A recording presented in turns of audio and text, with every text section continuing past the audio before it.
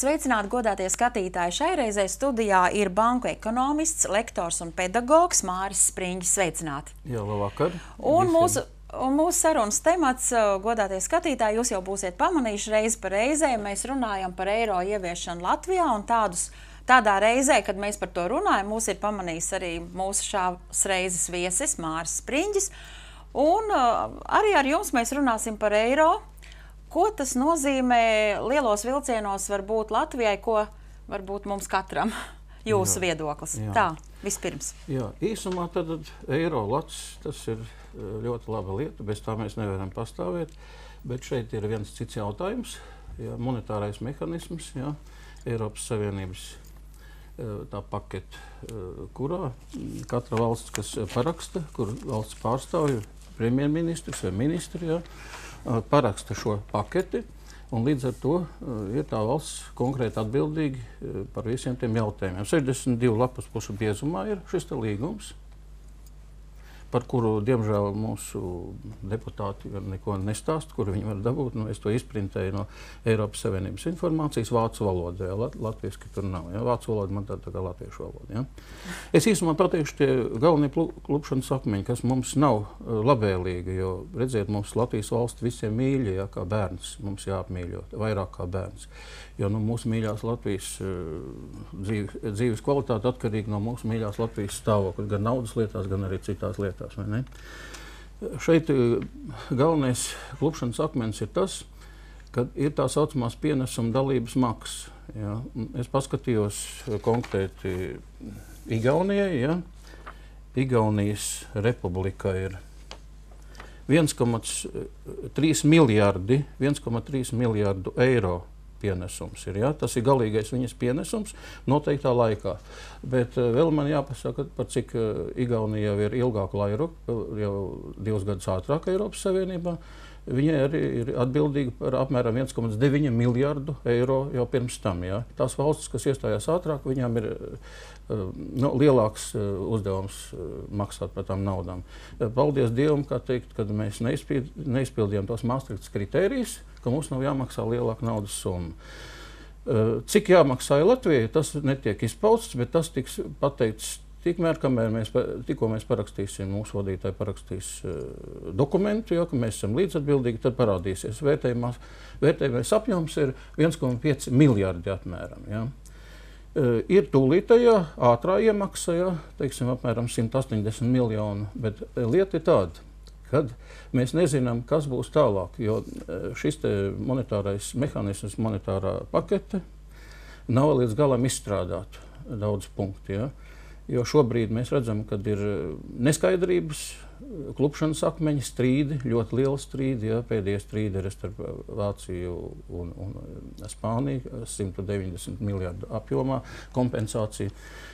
Uz to mums jāskatās. Tagad ir tā, ka Eiropas valstis var pieņemt, izmainīt šīs summas, skatoties no situācijas, kā tā situācija veidosies. Ja, ja viņa veidosies bēdīga, tad viņi ir tiesīgi šīs summas palielināt. Un līdz ar to iedzīvotājiem arī palielinās sloks no budžeta.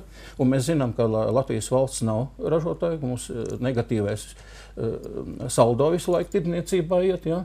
Tātad, ko darīs? Cels nodokļus, un vispār uz iedzīvotājiem, uz pensionāriem un tā tālāk. Jo mūsu valsts vadītāji 91. gadā nerūpējās par ražošanu, bet par iznīcināšanu. Ja? Tad varbūt, ja jau mēs tādām globālām lietām kā kaimiņu valstī pat Igaunijai esam pieskāršies un Vācijai, tad es turpināšu par Vāciju, jo šodien kā reizi izlasīju internetu portālos tādu ziņu, ka Vācijā strauji popularitāti gūst tāda partija kā Alternatīva Vācijai, kur ir pilnīgi pret eiro, un viņai ir ļoti daudz atbalstītāju, jo Vācija it kā vēlas līdz ar to parādīt, ka viņi vēlas atgriezties pie savas nacionālās valūtas, bet runājot par mūsu nacionālo valūtu, vai mums nebūtu iespēja saglabāt, ja esot kaut vai eirozonā, veidojot tā saucamās reģionālās naudas, reģionālo savu banku, kurā varētu būt lats? Jā. Tas varētu būt, tie saucās precīzāk, lokālie vietējie maksāšanas līdzekļi. Iesākšu, tas ir tas pats tā doma, bet tas tā tautiskā valodā maksāšanas līdzekļus, ko mēs norēķinamies. Tātad vai nu mēs natūrā vai ar papīrīšiem, bet lieta ir tāda, es pastāstīšu, kā tas veidojās. Ja mums ir pieredze liela, cariskās Krievijas laikā, tad, kad bija metāla monētu trūkums, tad Igaunijā, Latvijā un atsevišķās arī Krievijas gubernijās piedrukāja klāt nevis papīrīšus, bet naudas zīmes, 5 kapeiku, 10 kapeiku, 15, 20 līdz 50 kapeiku vērtībā, bet šīs naudas zīmes bija nosektas ar īpašumu. Tas ir viens. Otrais ar personīgiem parakstiem, piemēram, Liepājas tirgoņu kases priekšsēdētājs. Vēl līdzatbildīgi 4 vai 5 cilvēku parakstu, kuri ir garantē ar savu īpašumu. Tātad, jūs saprotiet, cik tas ir augstā līmenī. Mums negarantē nekā, bet tad bija garantija. Tā bija sava veida neatkarības, tāda izrādīšana, parādīšana, kad, arī Latvijas teritorijā atsevišķas mums Kuldīgas pilsēta, Ventspils pilsēta, Liepājas pilsēta, Rīgā, slavenā Rīgas biržas banka, mēs zinām tādu unikālu bija, arī bija emitēja šīs zīmes, kuras bija nodrošināts. Duebners bija pirmais, atceros, 1863. gada pirmais šīs biržas bankas prezidents ar viņa personīgo parakstu. Tātad viņi stingri garantēja, jo tur bija noteikta summa, zeltā sudrabā, ir nogarantēta, ka tāda ir uz šī pamata. Redziet, tagad ir tā. Es domāju, ka personīgi manas domas ir par šīs vietējās naudas ieviešanu Latvijā. Tādā gadījumā mēs to varētu izdarīt, atsevišķi reģionu vietas, bet ir sekojuši nosacījumi. Tātad pirmais, tās saimniecības, iedzīvotāji ģimenes, kas ir blakus, varētu sanākt, kopā, ieguldīt līdzekļus, ziedot, tāpat kā Latvijas banka, pamata bija ziedoja, zelta, sudraba un tā tālāk. Un mēs šo te novērtētu to devumu tik lielu, kāds tas būtu, un tad cilvēku, atbildīgo paraksti būtu, bez tā neiet cauri, un tad mēs varētu paskatīties, kādā attiecībā tātad tirgus vēlāk izregulētos, tas būtu eiro vai lats vienalga, kas tur būs, kā viņi nosauks, tas nav tik svarīgi, Tad mēs atkarībā no tā, kā būs tā pirktspēja, kā tirgus parādīs, tad mēs varēsim ar viņu, konvertēt arī, Cilvēki varēs norēķināties gan ar natūrā, gan ar šīm naudas zīmēm. Bet šeit ir ļoti svarīga lieta. Tā kā Latvija ir, mums ir partokrātu diktatūra, partijas valde, jo viņas visas nosaka, mēs pat nedrīkstam iepīkstēties, nedrīkstam pateikt, ko mēs vēlēties, neko visu viņi nosaka. Tā kā es esmu pārliecināts, ka viņu interesēs tas nav, jo tas ir, arī traucē Eiropas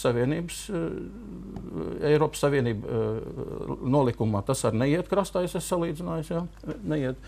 Jo, redziet, Eiropa ir savas direktīvas, un tās direktīvas, kā mēs redzam, mums ir ļoti, mūsu birokrāti pilda viņas ļoti un neizdevīgi. Bieži vien mēs Latvijas valsts iedzīvotāji zaudējam dzīves kvalitāti uz daudzām lietām, ka nepareizi tiek pārprasts. Šai gadījumā viņa, es domāju, netiks pieļaut līdz tam. Viņa varētu būt, tā akcija būtu ļoti laba, vērtīga, bet viņa netiktu pieļauta nekādā veidā, arī no Eiropas. Vienīgi tad, kad ies nemieri, tad, kad jūs minējāt ļoti labi par to Vāciju, tas ir reāli, viņi grib tomēr, viņi vairs negrib maksāt pa visām valstīm, pa dzīves kvalitāti citu, vai ne?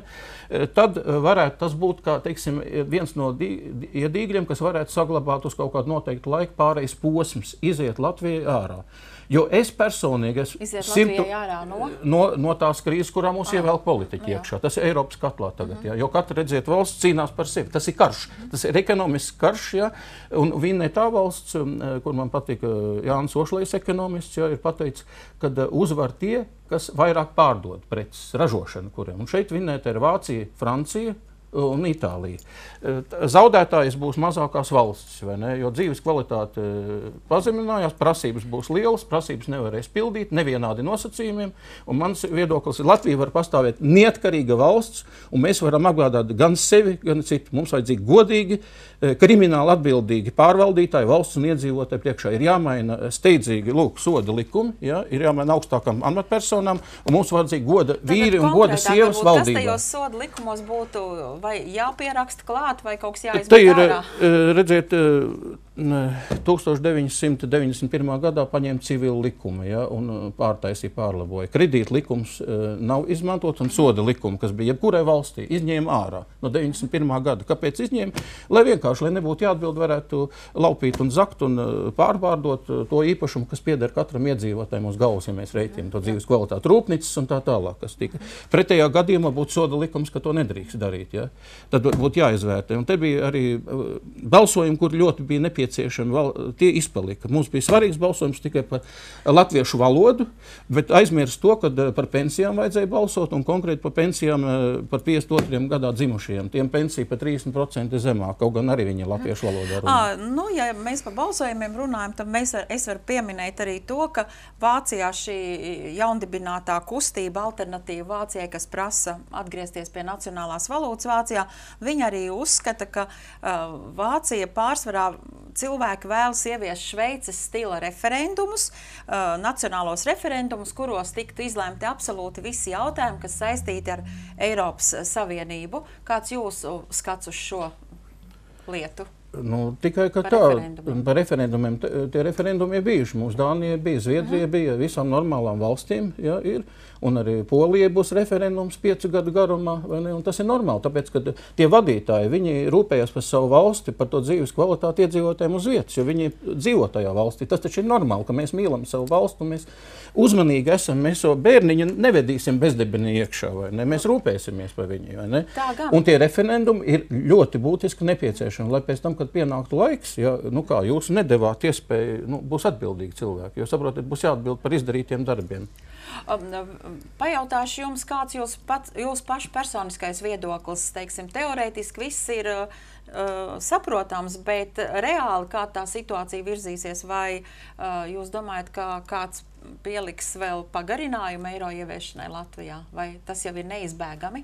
Es domāju, es varu pateikt tā, viss ir atkarīgs tautas rokās. Ja tauta būs pasīva, inerta kāda līdz šim. Jā, mēs esam ļoti aktīvi dziedātāji, dejojot, par to mēs nerunājam, bet priecāsimies tad, ka mēs Latvijai panāksim labklājības laiks, godīgi taisnības laiks, kāda ir, es gribēju parādīt, Latvijas saimniecības vēsturiskā pieredze. Fantastiska grāmata, kā bija Latvija dibināta.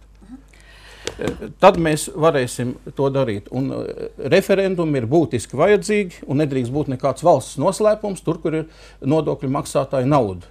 Tie politiķi ir, kaut gan viņi tagad neatbild, mēs pieprasīsim cilvēki, ja tauts būs pretestības kustība, kuri pieprasīs atbildēt par tiem briesmu darbiem, kas ir sastrādēti. Labi, paldies par jūsu viedokli, paldies, ka atnācāt pie mums, paldies, ka skatījāties kanālu TV24, kas jūs mudināja atnākt šeit un arī paust tādu savu nozīmīgu viedokli par eiro. Paldies, ka uzaicinājāt, ja būs kāda vēl interesants lietas gan par algām, gan par sociālo taisnīgumu, par pensijām, pilnā brīvās laikā pastāstīšu, kad tad ir bijis. Jā. Tas vienmēr ir interesanti. Paldies visiem! Visu gaišu, jā, Dievs svētību visiem, veiksmi!